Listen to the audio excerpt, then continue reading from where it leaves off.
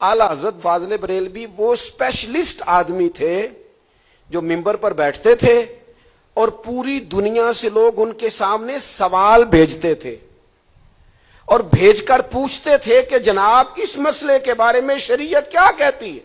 वो जो जवाब लिखते थे उसे फतवा कहते हैं और उनके वो जवाब छपे हैं तो 30 से ज्यादा जिल्दें बन गई हैं।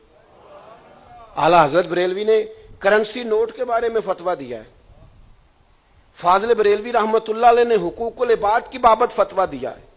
आला हजरत से लोगों ने पूछा किसके मुरीद हो, किताब और सुन्नत की रोशनी में बताएं। तो आला हजरत ने फतवा लिख के दिया, फरमाया सबसे पहली बात बंदे का अकीदा ठीक हो। कसम अल्लाह की इज्जत की, मैं बड़ा कम कसम उठाता हूं। ये जो पहली बात फाजले बरेलवी ने की है ना, आज से कुछ 125 साल पहले, आज मैं उसके नतीजे देख रहा हूं। अच्छा भला अकीदे का अच्छा आदमी था, लेकिन बद अकीदा पीर का मुरीद हुआ है, सहाबा का बेअदब हो गया।